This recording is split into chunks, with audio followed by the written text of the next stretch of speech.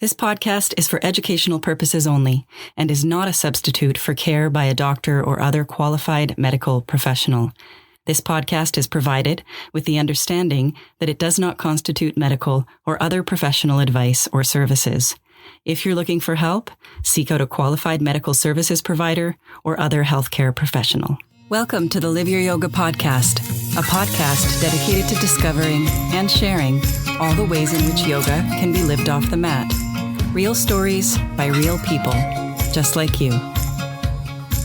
Welcome back to the Live Your Yoga podcast. It's a pleasure to be back with you again.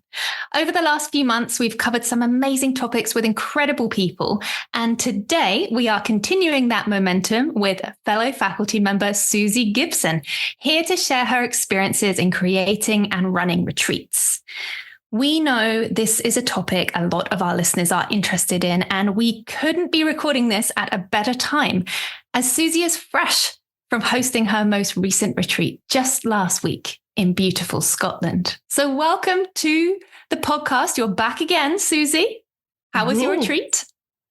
It was amazing. Thank you for that warm welcome. I'm pleased to be here. And yes, I love running retreats. It's one of my favorite things to do. And last week was great. I can't wait to hear all about it. But before we dive into this episode, let me introduce our listeners to your work. Suzi creates retreats with a distinctly Scottish flavour. I have to pause and just say how beautiful is that statement in itself. That is such a wonderful way to sum up something that some parts that I've witnessed of you, which I can imagine is just enhanced on retreat. So let me continue. Oh. She is passionate about Scotland and what it has to offer. Some of the locations of the retreats have a magic of their own, and the retreats are woven with an ancient Celtic wisdom of these magical lands and the comfort and sense of well-being that can be taken from Scotland's stunning landscapes and cozy interiors. Joining Suzi on a wee retreat, which is her brand name, is to be nourished and nurtured. It's fuel for living. Time to pause, look at where you have been, and move forward with renewed energy and vision. She brings a combination of skills to retreats as a mindfulness, meditation, yoga, and Reiki teacher, cacao ceremony facilitator, and circle holder, together with holistic therapies such as EFT and mind detox. Now, I'm going to say here, if you're interested in learning more about why Suzi does what she does, we've got another episode called A Wee Chat with mindfulness educator Suzi Gibson. So head over to that episode after this one, and trust me, you'll want to hear all about Suzi's story.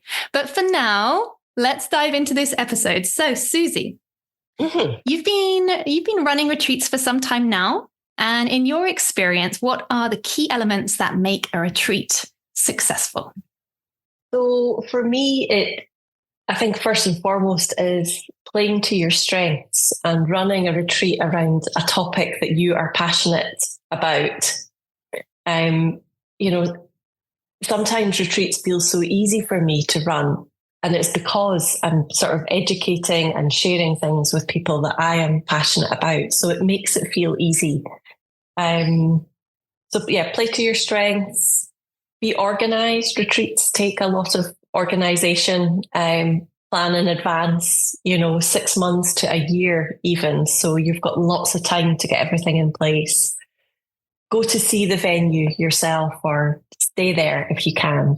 Have support from whether it's people you're working with, other educators that you're getting to come in and run sessions, or I have a wonderful friend and colleague who works with me on retreats as well. So I've always got someone there to support me. So support's really important. And just having firm agreements, I think, with the people who are coming on retreats. So you're very clear about what you're offering, what the retreat is and isn't. And, people are agreeing to that when they sign up for your retreat as well. So just being really clear with your communication, and lots of communication too. So people feel like they know you already when they arrive. Yeah, that's the main things, I think. Yeah, I love that. And I love that you brought in about the idea of the future planning, which for people new to retreat planning, a year in advance might seem like a really long time because so much can happen in a year. But of course, if you think about when do you launch the bookings for the retreat? How long is it between then and the retreat? At a minimum, I like to have 6 months between actually having the retreat bookable and the retreat itself happening, and longer if possible, because retreats are often a big investment for people. They're needing to take time off, maybe organize work, families and things. And, that can take a bit of planning as well. And, also I offer things like payment plans too. So for people to, book in advance and pay something every month towards the retreat as well, and giving them time to do that. Yeah. So minimum of 6 months for me. That's ideal. And what a nice way to think about time, because when we're on retreat, enjoying retreat, we are enjoying time for what it is, the present moment. Yeah. And so to not have to feel rushed into big installments, having the opportunity to pay over time to then enjoy your time. Yeah. I sort of really love that. Yeah. And that said, people will jump in 2 weeks before or even a week before, so that's to be expected too. But as a facilitator, it's nice to have those early bookings in because, there's often quite a large financial commitment when you're running retreats as well. So when you get those early bookings in, you feel a bit more secure, in knowing that you have some of the places filled.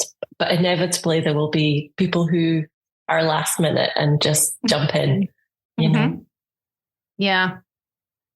I'm someone that sees things very last minute, which sometimes doesn't work in my favor. Well, we're all different, huh? So it's making it all options available depending on what works best for you, Yeah, that's it.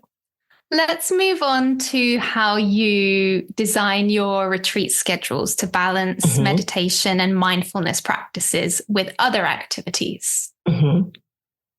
So how let's give people an idea of how many days your retreats are usually, for example, and then we can go from there. So typically, they're four nights. So typically people arrive on a Thursday afternoon and they're leaving on Monday lunchtime. The one I did last week was 3 nights, but typically 3 or 4 nights. A lot of my retreats are around stress reduction or helping people to rest as well. So for me, it's a balance between experiential sessions, where they're maybe doing a yoga nidra or, a mindfulness practice, education, and also reflection time too, where they can start to reflect on how they're feeling, what they've been learning. And also free time is really important too, especially on the retreats around rest, because that can actually be quite challenging for some people if they've been living a very busy life to suddenly be given space. And it's very interesting to watch people navigate that, and let go of that sense of need to be doing all the time and just start to settle into that sort of slower pace that retreats offer. So those are the main sort of things, balancing the education, the actual experiential side of things with free time, reflection time, and having other options on offer. So sometimes maybe I'll bring somebody in to do a sound therapy session, or we've got a massage therapist that we work with too, who will be there so people can have the option to do that. They can go out for a walk or walk into town, so there's a variety.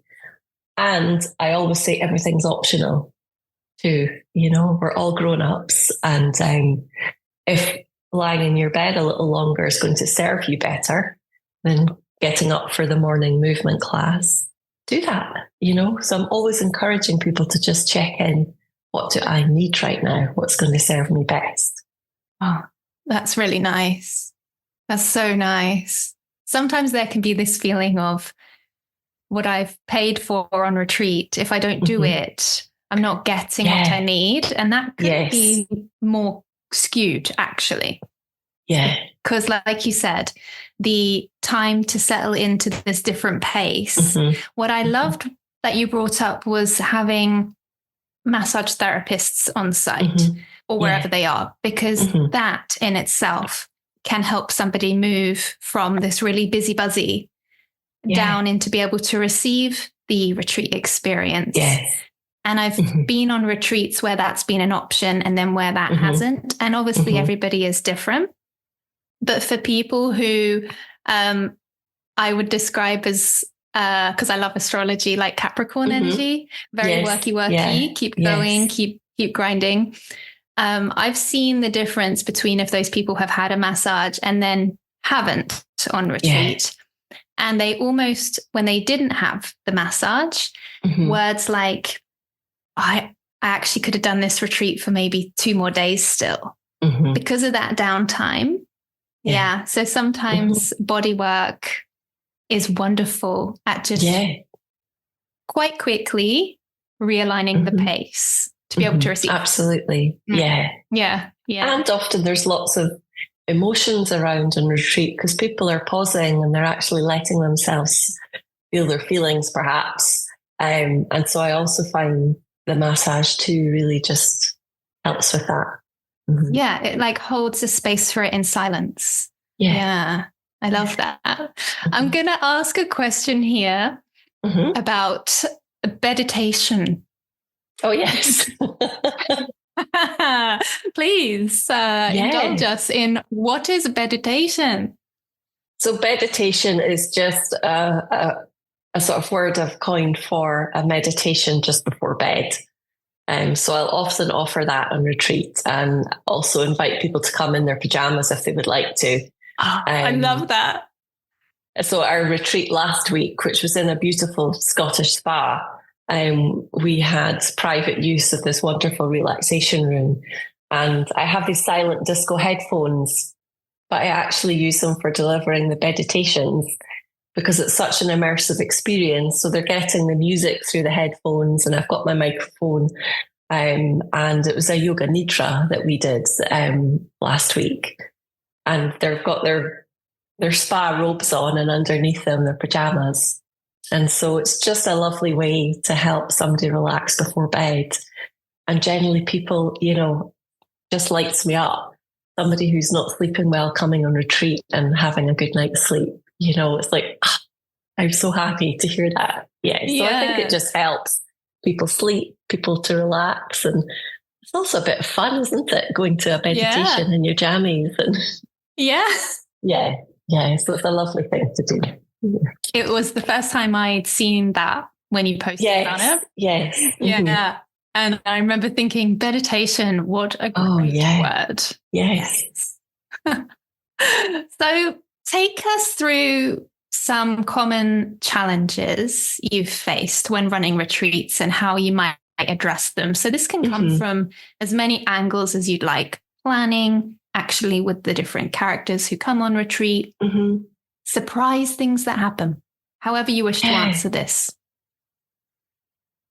It's funny because I was thinking about this question and, I can't say that there've been a whole lot of challenges, but I guess one of the things that seems to happen more and more is this huge variety of dietary requirements that lots of people have. Now, luckily, I'm not doing the cooking, but, we have a private chef who does that, or at the spa example retreat last week, they have their own, so they're well set up for it. But it's just making sure you capture all that information and things, ahead of time, because these are the things that people get quite anxious about on retreat, especially if they have a lot of food intolerances and things. So I have quite an extensive form that I ask people to sort of fill in ahead of the retreat. My very, very, very first retreat that I ever ran, I actually catered for it myself with a friend's help. And there was lots of different dietary requirements and things too. And I was in bits at the end of that retreat, holding the space, doing the cooking. So yeah, I did that once and would never do it again. So that could be a challenge, is taking on too much and feeling overstretched. What else? Just dealing with travel arrangements, inevitably, especially if you've got people traveling from quite far away. We have people coming from the US often to our retreats, and inevitably there are disruptions to travel. So it's just managing that, people coming in late to the group, or suddenly you need to go and arrange a pickup later than you thought and it was all planned. So yes, just knowing ahead of time that actually it's highly likely that there will be some disruption, and having some kind of loose plan in place to deal with that. I think last time in June, a lady was 2 days late because of the continuing flight disruptions getting from the USA. So such a shame for her because she missed half the retreat. But, some things are just out with our control as well. Yeah. So knowing what you can and can't affect. And I think the other thing is, I always set agreements at the start of the retreat. Often people who are in helping professions find themselves on retreats, other therapists, teachers and things like that. And there can be they're just so naturally used to helping other people, but they're actually there for themselves. So, I have, gently said to people before, you're here to receive, so just to remind people of that they're not responsible for the other participants on the retreat. That's my responsibility as the retreat leader, and if you're worried about somebody or anything, come and let me know. And yes, so encouraging people not to do more than they need to. Yeah. That's a lovely thing to add. Yes. Just today I was looking at a retreat in my area. Like a wilderness retreat. But okay. Mixed, nice. Yes. Mixed with some fitness and meditation and foraging and amazing women that run it that I know. And I was thinking I would really like to do the next one. And I had exactly that thought of, Sala, how long will it take for you to let go of the really familiar holding of space thing that is, it's so normal now. And so it's just very interesting. Just an hour ago, I had that thought, which almost, I wonder, it applies to parents. It applies to anybody who's caring for anybody else as well, just to be able to let go of holding space. And like you said, it's just about what to do with those feelings. If we're tempted to actually go, Suzi said, tell her. Yes. And she will deal with it. Yeah. Yes. Yeah. So you give people permission not to deal with it, and it even extends to people wanting to help us wash the dishes and things. And I'm like, no, we've got this. Thank you so much. It's so appreciated. But let us look after you. That's why you're here,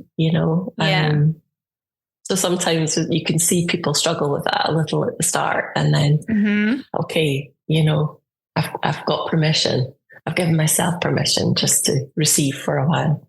I don't think I've been on a retreat in the UK where I'm based where that language has been made so clear. So I would say that's an amazing tip for anybody. Yes. Because people in the wellness space will enjoy retreats. We love the wellness industry. Yes. We're going to be right there. Yeah. Yes, absolutely. I love retreats. Yeah. Yeah. Thank you for bringing up that tip. I think that's really important. Is there anything else you want to share on this topic? You've covered the unexpected, which was the thing I was sort of interested in. Learning about.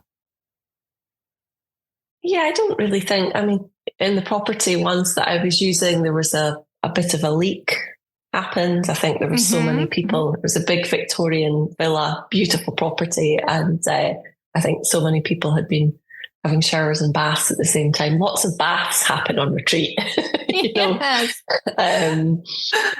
And I think it was maybe too much for that ancient plumbing system. So we had a bit of a leak downstairs. But, the owners they lived close to the property. They were on hand. It was fine. But that's a different kind of retreat in that people will come to you and say, something's not right in my bedroom, or, whereas at the spa that I was running a retreat last week, I don't have to think about any of that, any of those sort of practical matters. I just really concentrate on my sessions. Yeah. So possibly an important thing to bring up here is if someone's looking at a retreat venue, to look at a venue that's designed for the retreat someone wants to run. Yes. So a spa venue is going to allow everyone to have baths. Yes, the absolutely. water system is designed for much water. Yes, exactly. And the whole thing's set up for relaxation, So it's really thinking about, if you're going to see spaces, thinking about practically what are all these people going to be doing in this space, and is the space appropriate for it? Yeah. Mm-hmm. Brilliant. Fabulous. Thank you so much.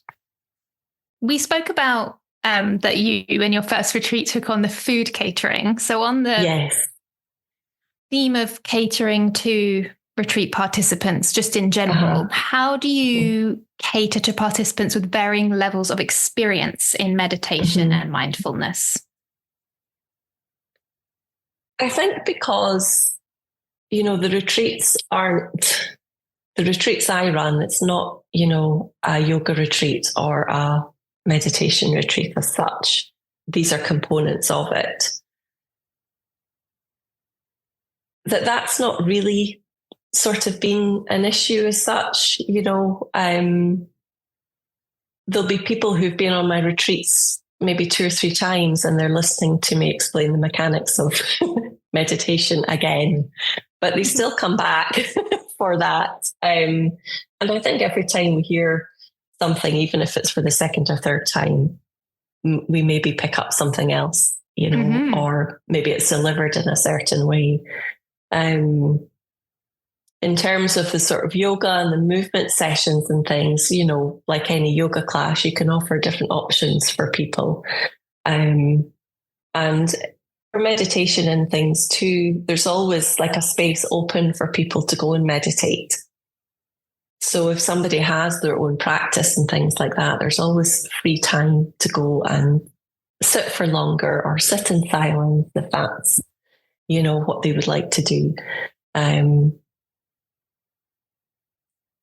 I'm aware that people are coming back for a second or third time. So even though it's still called, for example, the Well-Rested Woman Retreat, because I know that somebody's there for the third time, I am looking to change the content around. So they're not just having an exact replica of the first retreat they did with us. So I'm always moving and changing the content, Yeah. Hopefully that's great. That answers that.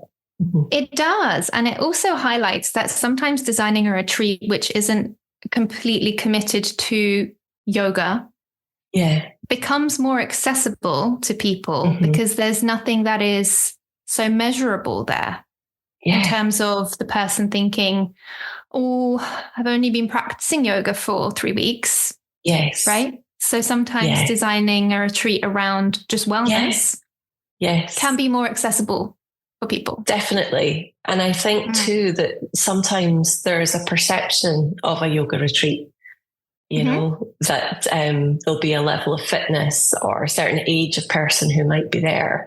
And I've had people, say to me, is it just going to be lots of young people on retreat? And now I've had ages from 21 to 82 on retreat. Last week, there was an 82-year-old, which is my oldest retreat participant yet, which was amazing. So for me, it's important that any age could come and we can make it accessible for them, and they can do what they can. Yes. Yes. Yeah. And of course, there's nothing that needs to change if someone wants to run a really traditional yoga retreat experience, that there is a market for everything. Absolutely. I think what we're highlighting here is simply when I'm listening to you, I mean, personally, the reason I like your work so much is because there aren't many barriers psychologically to enjoy what you do. And that's a wonderful thing. Yeah. So good. So really that answer is specific to what you do. Of course, I don't want our listeners to think that it's limiting to run something traditional and beautiful. No, there's a market for everyone. Absolutely. And I think that's the thing with retreats is finding your niche, and that could be, traditional yoga retreats or a meditation retreat or go on a detox retreat or whatever it is. I think that there can be retreats for all number of things, but run a retreat that you're happy running, that speaks to you and that you feel excited about, because that will translate and the people will want to come on your retreat because you're excited about what you're teaching. Oh, love it. And I love that niche, the way you say niche, doesn't mean one thing. It means that the niche could be a multitude of different modalities blended into a theme for those 3, 4, 5, 7 days. Yeah, absolutely. Absolutely. And so on the theme of rest, there's restful yoga practices, restful meditation practices. We're doing some EFTs and journaling. There's massage, any number of things. Yeah. Can you explain EFT for anyone that's just heard that today for the first time? Yes, it's emotional freedom technique, also known as tapping. It's a mixture between, I guess, sort of psychology and the meridian system of the body that is found in sort of Eastern energy medicine, like acupuncture and things like that. So we use phrases and we tap the end points of the major meridians in the body to help release stress or maybe to focus on a particular problem or issue. But it's also in terms of rest, and why I use it is it's very good for helping people's nervous systems come into a more sort of regulated state as well. Yeah. So I'm always keen to give people takeaway tools, and EFT is one of them often that I'll use so they can take it away and use it at home. I love how many things you blend into your retreat. I think there's a lot of people who are creative, just like you, who listen to this. And so to hear that there's so many things that can be blended to bring about a true experience in wellness is very inspiring, I think. Yes.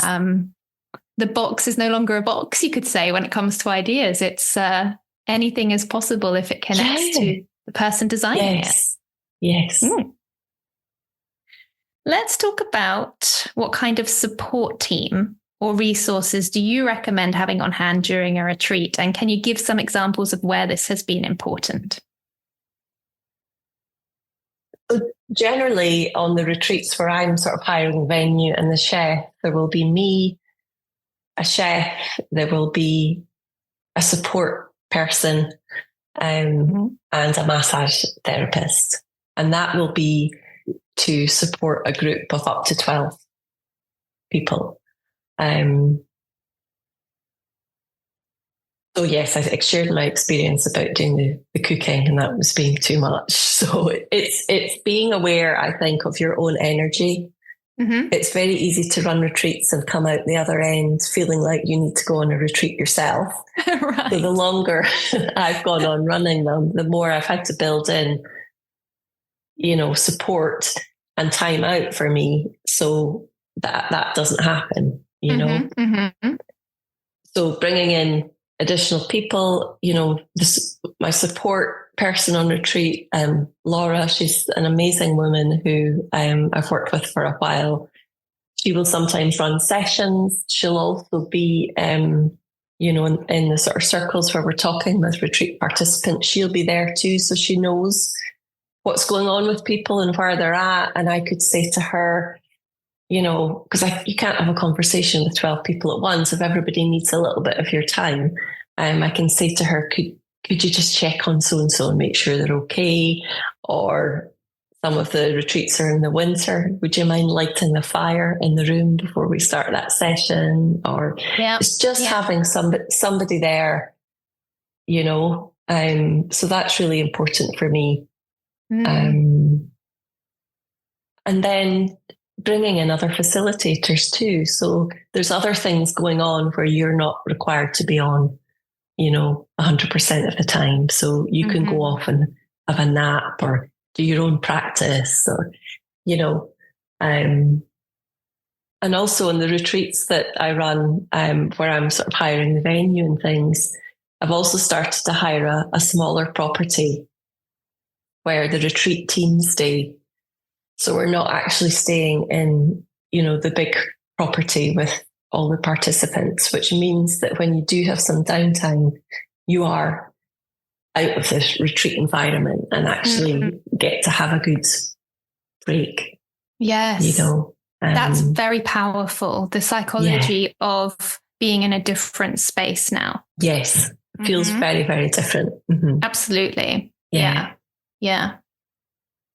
So I think just not, what do I need to make this a successful retreat and not feel like a chewed bit of string at the end? How do I preserve my energy? Because just holding space is a big deal, you know, holding space for people's emotions and, you know, energetically that takes a lot. Yeah. So it's just making sure that you're well resourced.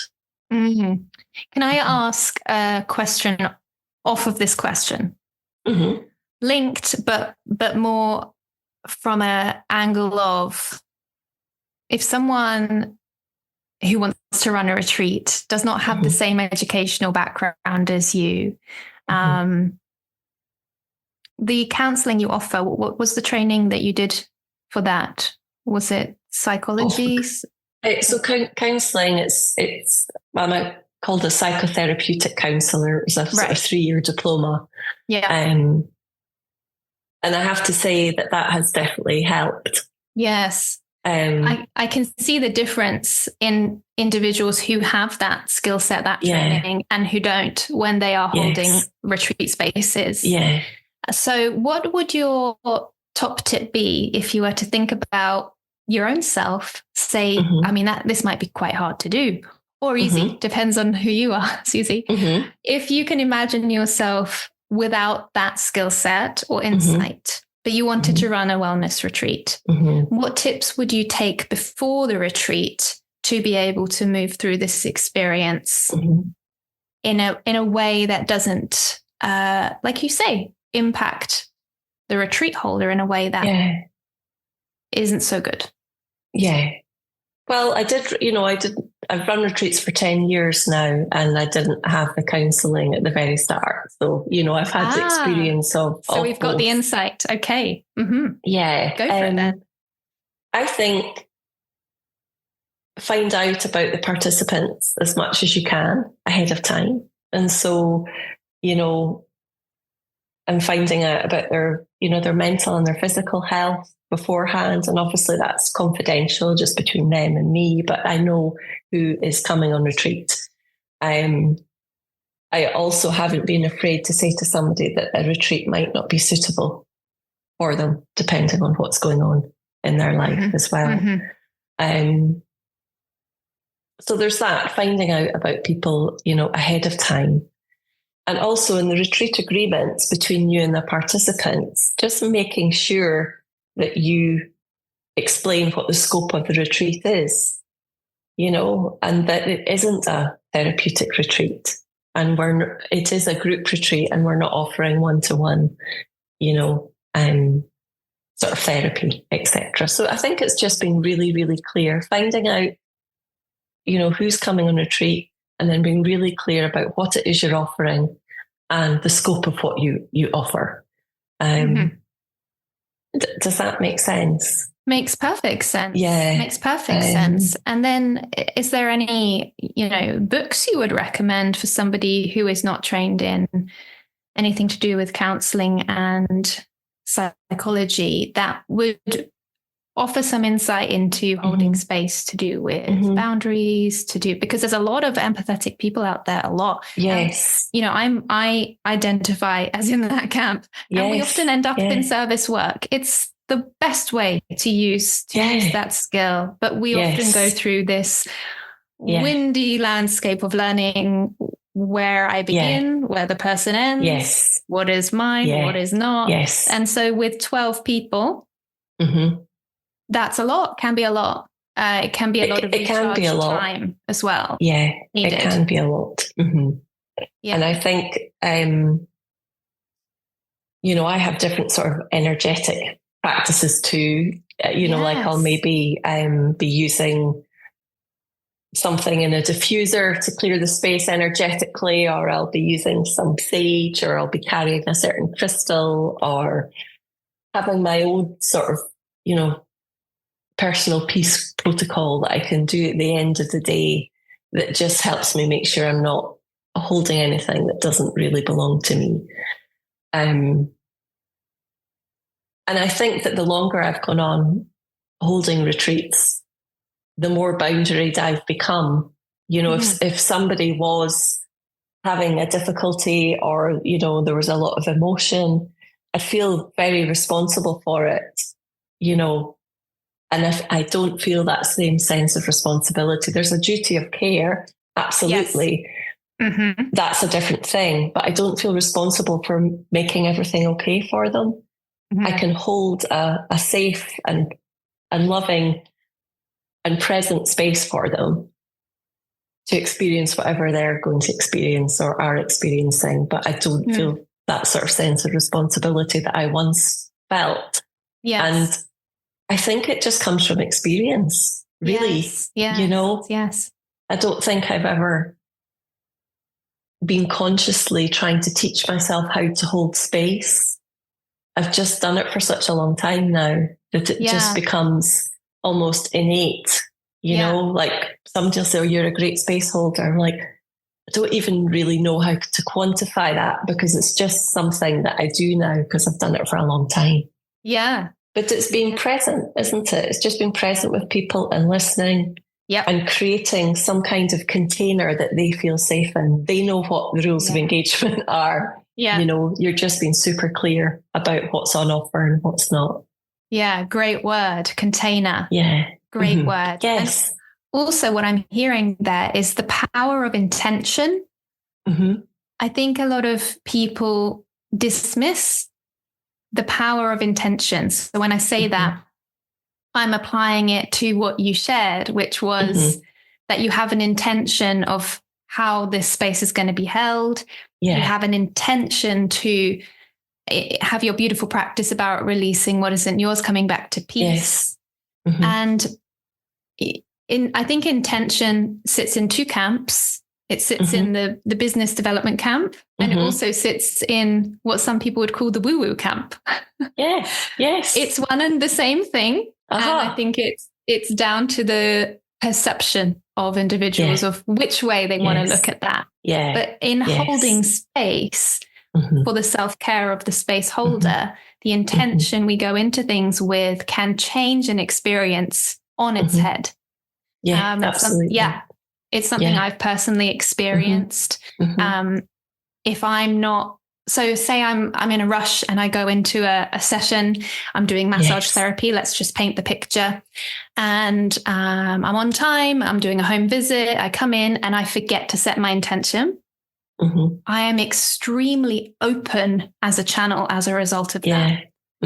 Whereas if I set my intention and I'm very clear with what is going to happen, what's okay, what's not, totally different landscape I'm working with. And so from a personal experience, I understand how powerful that is. And so I'm going to sit in the camp that intention is 100% a career-focused aid. 100%. Absolutely. Absolutely. Yeah. So and people feel your intention too, don't they? They feel it from they kind of know that you intend to hold a safe space for them. and you might actually say that's your intention, but also just by holding it, some part of them is receiving that, I think. Yeah. For someone who's listening to this and is struggling to imagine how that intention is made, let's say there is someone that feels the world and thinks this could be a useful exercise for me, and is on their way in terms of training in the things they love in and things like that. Maybe we can both share about how we set our intentions, the actual practice, so that it becomes something truly understandable. Yeah. Tell me yours if you're happy to share. Yeah. Well, for me, often, especially on retreat and actually just in life, intention will form part of like a daily morning practice, maybe in meditations. Like, what's my intention for today? Who am I going to be in the world, and how am I going to show up, And so on retreat, whether it's in the morning or whether I'm having some quiet time in the space before everybody comes in, I might just be closing my eyes and taking a deep breath and just, setting that intention sort of internally. Yes, something like that, really. Yeah. What about for you? Well, I have a question. Are you, you're speaking to yourself when you're doing that? It's an inner conversation with myself. Yes. Yeah, beautiful. Yeah. That's the bit I wanted to look at, because some people go, well, what is it? Is that I'm just imagining something? Am I so you're speaking to your inner self? Yes. Concreting this information in the being, in the mindfulness place. Yes. Yeah. Beautiful. And even, just having that quiet moment in the space before everybody comes in, those are powerful, those little moments. Yeah. When you're preparing yourself to hold space. Yes. Yes. So even the intention of holding this space is an intention to then have that space to set more intentions. Yes. Yeah. Also, it's very complicated now, but it's not. I mean, isn't that just mindfulness in its essence? Every moment we are present for. Yes. And get whatever to choose it contains. a little. Yeah. Yeah. Mine is, I don't spend enough time at the beginning of the day necessarily in the way you do. From a personal perspective of like, how the day will go, I often have a small, I would say it's a ritual because it feels lovely. It's just a connection with like how the day looks, the color of the sky, what season we're in. I have some lovely things I get to look out of my windows at home. And there's a moment of connection there, of noticing, you could say. And then gratitude comes up, which I love. In terms of space holding, my intention is similar. So I'm almost saying a little string of words, possibly a prayer. It's said with a sense of asking, I suppose. So for example, before I see a client, I will light my little candles and have those moments in the space, connecting to the space. Yes. And when I'm lighting the candles, because I do have this connection with the flame, I feel very connected to the flame. I can't really expand much on that. It feels like a place where I am heard. Yes. So then I will, when I'm lighting the candles, this is when I have the inner dialogue. So I will say, and it's interesting language I use, I notice, and I don't know where the language has come from. So I will say, embalm us, me and the client, in the frequency of love. Only bring in for me to hear, feel, or sense what is of the highest good for me, my client, and the world. Welcome this person with the protection that this house offers, this love, this warmth, and then allow the information I receive to run through me, not to me, and help me have the understanding to apply discernment to what is mine, what is not linger on it, have the information, and then let it go. So if anybody's listening to this and is thinking, well, this is very specific, it's because as I work, I channel, which means that I receive information which sometimes can't be explained how I would know this thing. Yeah. So with that, I like to, like you, have a container. Yes, absolutely.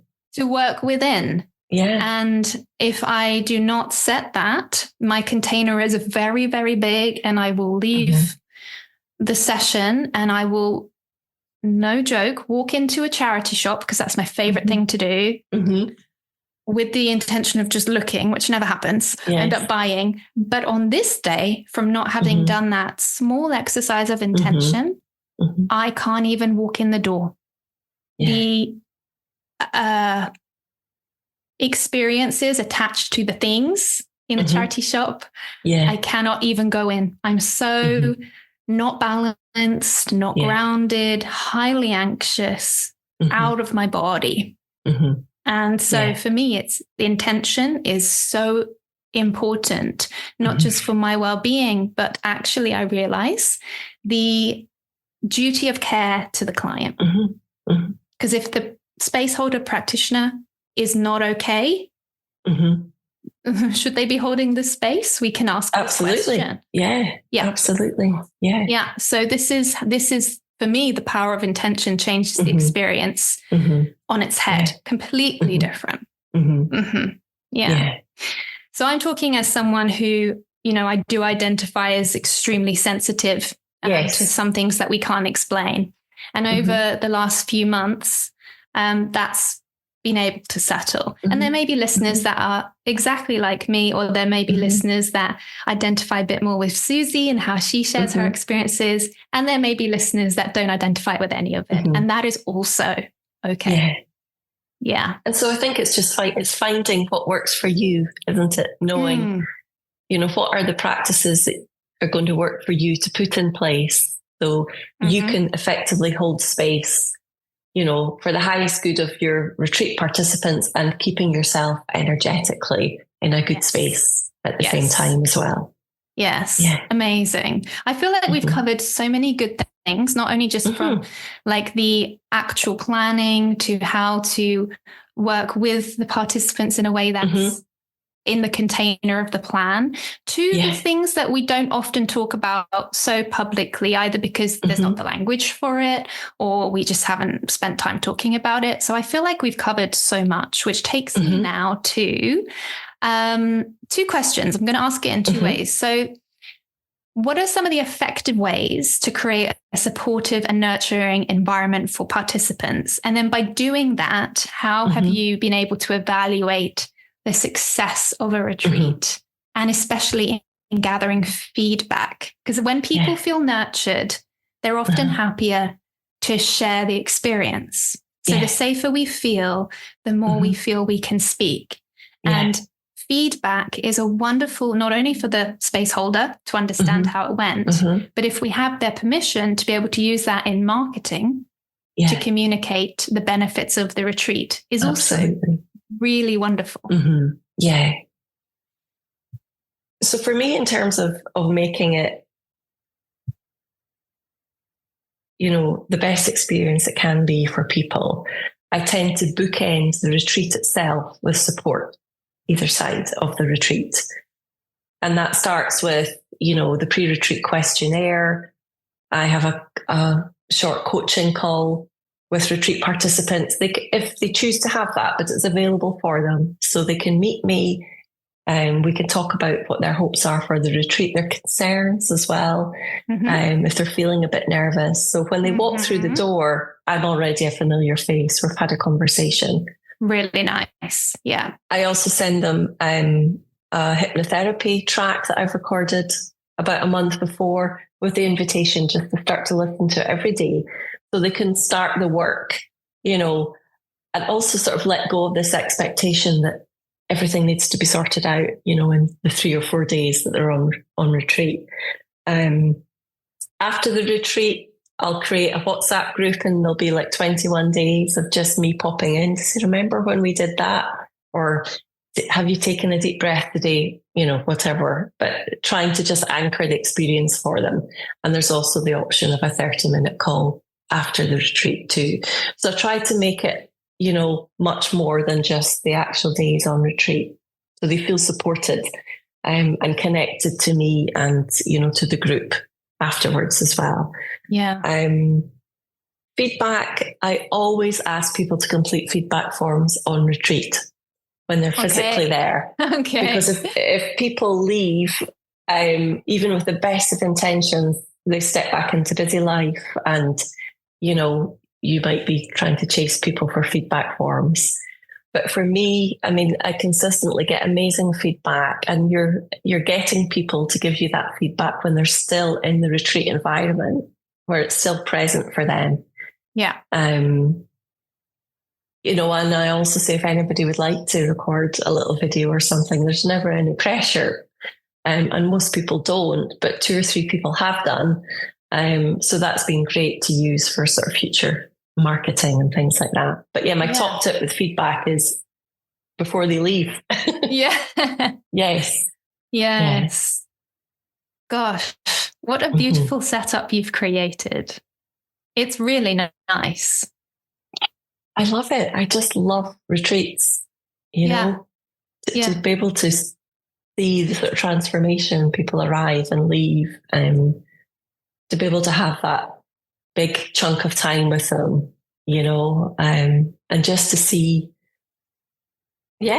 people become lighter. You know, there's more laughter the longer the retreat goes on, because as we put down the heavy things, you know, that we might have been carrying, start to relax, there's more space for joy.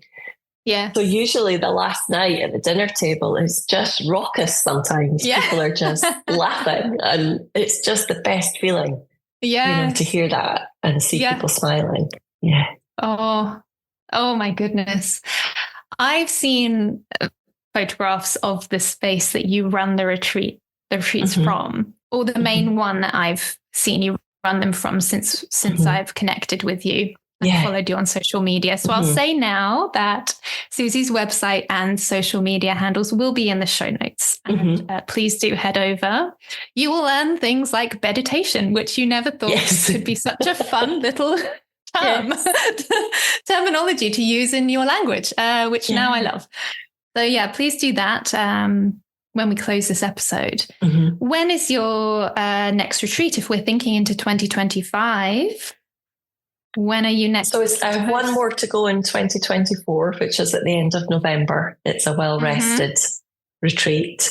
And then the venue that I use is actually being sold next year. Is it? So it is. And it may be available to use, but at the moment I can't book it.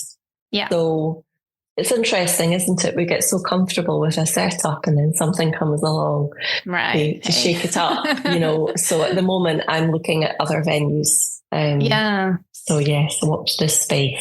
Exciting. Also, I understand that it's disruptive, but with everything you've gained experience-wise, you've designed such a great container for retreats that it's really just matching a space now and slightly adjusting the design. Yes. It's the space, and then it's transport links and all of that as well. Yes, you know. yes. But yes, it's exciting to think that a new space is waiting for us. Yeah. Well-rested people. And exactly. And I mean, don't we, part of the human complex, and I use the word complex because it is complex, is that we love new things all the time as experiences. So this can only be something exciting. Yes. For your clientele. Yeah, exactly. Yes. Yeah. Yeah. But I also understand disruption isn't easy. Life be lifing. Exactly. It's inevitable, isn't it? You know, that change will come. And there was the initial sort of, you know, because I know the owners well now. I've got a great relationship with them. So, but then you grow in acceptance of the fact that the change is happening and start to embrace it. So, Yeah. Thank you for sharing that. That's such a real thing. It happens. There's probably so many listeners that, have gone, oh, I've been there, or it's happening now. Yes. Yeah. It brings me on to our last question, which is a perfect way to ask it because of what you've just shared, which is, how do you live your yoga currently? I think for me, the sort of practices that I have on a regular basis, whether it's movement or meditation or just being still and silent, are just so incredibly important for me. Like, I actually find the world quite a noisy place, and my tolerance for that noise is something that I have to be careful of. So the practices of movement and meditation and just sort of the withdrawal of the senses are nourishing for me. And it's about me cultivating my inner space, really. Yeah. And it's only because of that cultivation, you might call it, that I'm able to then hold space for other people. So it's an absolute necessity, really. You know, it allows me to be in the world and to function. Yeah. You know, some of the practices that I've learned, you know, through yoga. I couldn't be without it, really. Yeah. A lovely answer. It makes everything more comfortable. Yes. And spacious. And it's a place to feel grounded and safe, and whether it's movement or sitting in stillness, it's just that connecting to something, you know, within. And then I think whatever's going on internally, it spills out, doesn't it? You know, when we're teaching a class or speaking to another human or holding a retreat, you know, it's sort of, being attentive and nurturing our inner world, really. Yeah. I love this. Thank you so much for sharing. That was such a beautiful answer. And I'm sure, I could relate. I'm sure so many other people can relate. Also, the way you speak, I could just listen to you forever, Suzi. Meditation with Suzi. Yes. Which takes me on to, if our listeners are not already part of the Your Yoga Flow app, which you can join to be a member, which is full of online yoga classes, Pilates workshops, and also Suzi's meditations. So you can receive more of Suzi there. You can check her out on her website. Keep an eye on her socials for updates on retreats. Is there anything else you'd like to add? I don't think so. I've just thoroughly enjoyed this, Sala. I can't believe that an hour has passed. It just feels lovely to have a chat with you. And I hope other people enjoy listening to our chat. Well, the feedback we get is that people enjoy the real conversations. Yeah. So thank you for bringing that to the table today. It's a pleasure. Thanks for inviting me. Oh, lovely. All right. Well, I think we'll wrap it up for this episode right here. Thank you, Suzi, again. Thank you. I'll see you soon. Bye, everyone.